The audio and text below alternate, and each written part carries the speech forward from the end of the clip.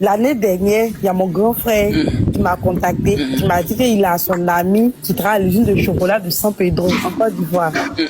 Il lui a trouvé du travail. Que est-ce que moi je peux lui trouver un prêt de 200 000, il va me rembourser ça à 250 000. Et puis il a dit non, mine de rien, on allait à l'école, on a eu des diplômes. Quelqu'un qui te dit qu'il va te céder sa place pour un travail, pour aller travailler, on dépose un CV. Que ça, c'est pas clair, c'est mousse. Il dit que c'est bon. Moi, il n'est pas écouté. Donc cette année-là, mi-janvier au 25 ou 26 janvier, il m'a appelé pour me dire que est-ce que je peux lui trouver un prêt de 100 000 en 3 jours? Et puis il a dit, au début d'année, en 3 jours, que ça c'est possible? Et puis non, devant les parents, il a dit, j'étais impossible, que je peux pas. Et il me faisait tellement pitié, parce que moi j'avais tellement entendu parler des cunettes. Il parlait, il me faisait tellement pitié. Mon grand frère me paie mes mères. Donc, j'ai 50 000.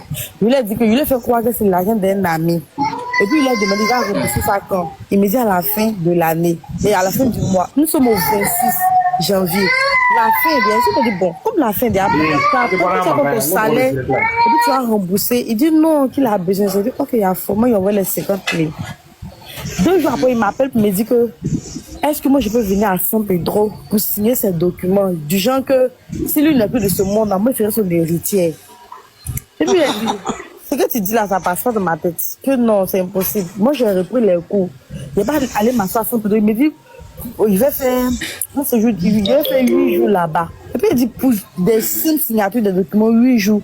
Ça c'est impossible. Il me dit, oui, que c'est important.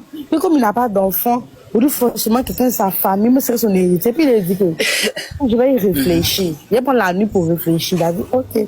Donc j'ai essayé de checker. Il y a des amis. Il a pas ça à mon chéri. Et puis il m'a dit que c'est cunette. Il m'a dit que c'est cunette. Il dit non, mon grand frère est trop avant pour entrer dans une cunette.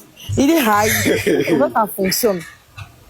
Comment pour aller signer un papier, peut-être il fait 8 jours. Ou bien demain, il faut lui dire, il n'a qu'à t'envoyer le papier, le document en PDF. Moi je tire, je signe et puis j'envoie ça en courrier. Il dit ok. Oui. Je lui ai dit ça. Quand il a dit, il m'a dit non, que c'est pas possible, que moi, ils ont besoin de moi. Et ça, il a dit, moi, il ne peut pas, parce que je vais à l'école, tout ça là, il ne peut pas. Il s'est fâché. Que moi, il me dit, on est 2 seulement, de venir faire son truc, moi, je refuse. Que un jour là, genre, s'il lui réussit là, pas moi, je vais dire que c'est rentré son travail, il a eu un bon travail, rentré ceci là-bas. Donc, ça veut dire qu'il m'a appelé, je ne décrochais plus. Bon, de temps en temps, je le rappelais, je ne le rappelais plus. Et je suis rentrée en contact avec ma cousine. Je lui demande, j'ai fait ce pour lui demander, le nom de mon grand frère, c'est là, il m'avait me dire. C'est-à-dire que tous nos cousins, les gens de mon oncle, il les arnaque, eux tous. C'est-à-dire que moi, mes 5 000 là, ce n'est rien même. C'est-à-dire 5 000 là, ce n'est rien.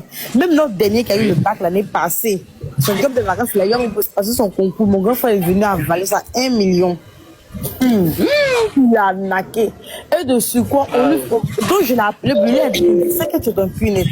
Parce que par tes réactions là, nous tous on a su. Donc j'ai appelé ceux que je peux appeler pour leur dire, si vous venez lui demander un prêt de l'argent, dites-lui que vous n'avez pas d'argent. Donc après, quand il les appelle, il dit que lui il est malade, il a pris une quitté ses médicaments 2000.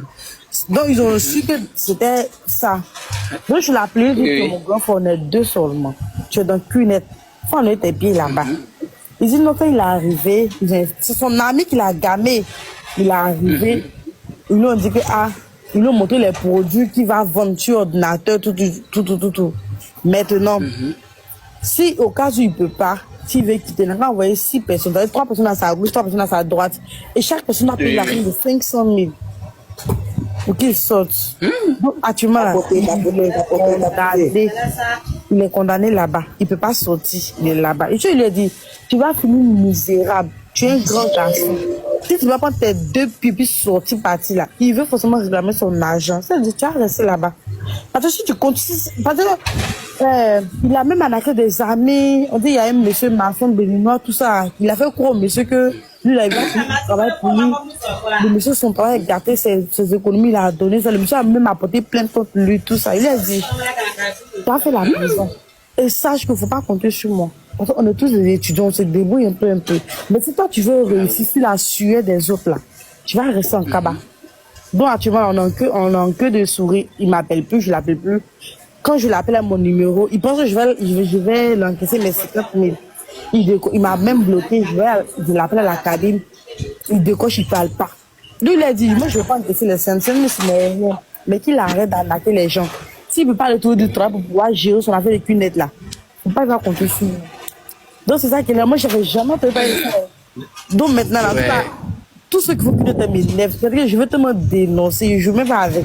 Le jour, il a vu, c'est mon chéri qui m'a envoyé ta vidéo. Quand il a vu, il me s'est abonné à toi en même temps. Il dit, c'est que tu fais de bonnes choses. En tout cas, merci beaucoup à toi. Grâce à toi, on est en train de découvrir les gens qui veulent réussir à la sueur des gens là. En tout cas, on est en train de les découvrir un peu. Il y a plein de personnes qui sont là en prison parce qu'ils voulaient peut-être réclamer leur argent. Et les gens de Cunotte leur montrent des corps habillés, on les met en tabac. Pour escroquer.